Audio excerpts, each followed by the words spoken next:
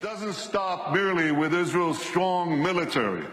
It continues with Israel's strong economy. It's a tremendously strong economy. And I'll tell you, we made it stronger by moving Israel to free market principles, which unleashed the spark of genius embedded in our people into innovation, entrepreneurship. And there's a revolution taking place. This couldn't happen at the better time. Look at the 10 leading companies in 2006. 5 energy companies, one IT company, Microsoft. And a mere 10 years later, 2016, a blink of an eye in historical terms, it's completely reversed. 5 IT companies, 1 energy company left. The true wealth is in innovation. You know these companies, Apple, Google, Microsoft, Amazon, Facebook. Guess what? They all have research centers in Israel. All of them. Major research centers. And they're not alone. There are hundreds more. And there's a reason. Something is going on. It's a great change. It's, you want to hear jargon? It's one sentence. This is a terrible sentence, but I have no other way to say it. It's the confluence of big data, connectivity, and artificial intelligence. Okay? Did you get that?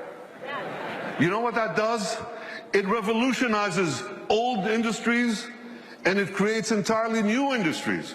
So here's an old industry that Israel was always great in, agriculture. We're always good in agriculture. But now we have precision agriculture. You know what that is? See that drone in the sky? He's connected to a big database. And there are sensors in the field. And in the field, there's drip irrigation and drip fertilization. And now we can target, with this technology, the water that we give, the fertilizer that we give, down to the individual plant that needs it. That's precision agriculture. That's Israel.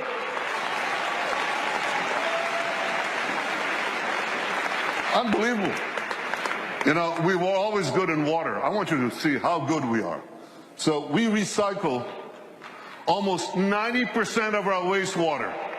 The next country with less than 20% is Spain. You can see how Israel, what it does for water, what it does for the environment.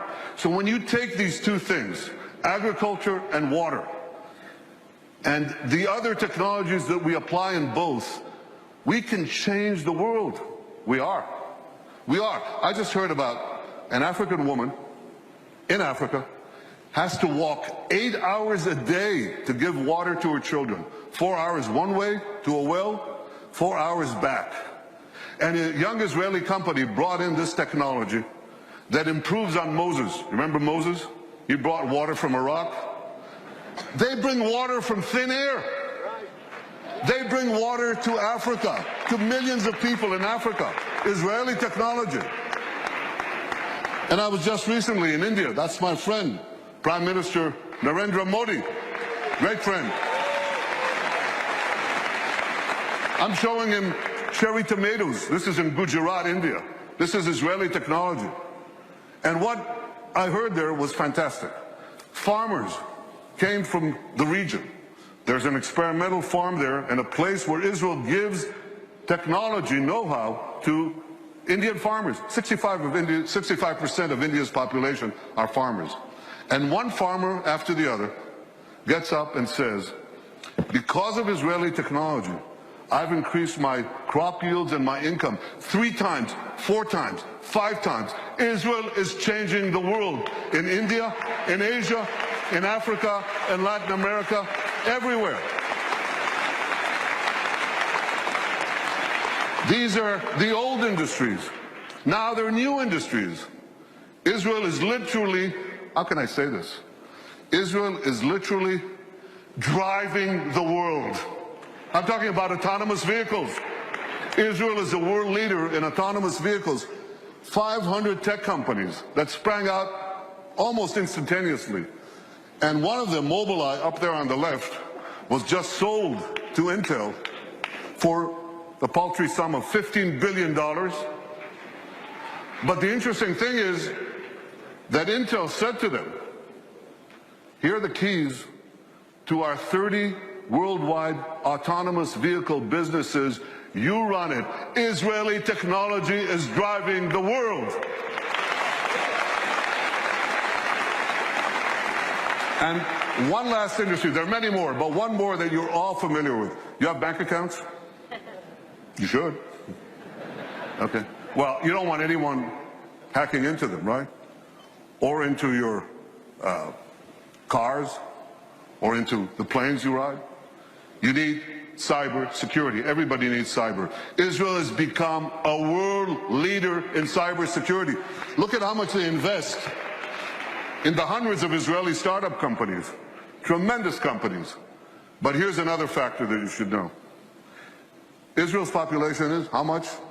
Who knows? Class? 8 million. It's closer to 9, but it's about between 8 and 9 million, that's correct. And what percentage of that is of the world's population? Oh, come on. It's 1/10 of 1%.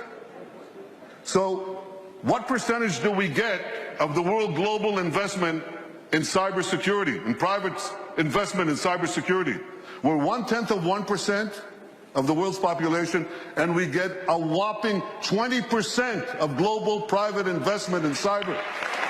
We're punching 200 times above our weight. Not 2 times, not 10 times, not 100 times, 200 times above our weight. That's one heck of a punch. Very strong.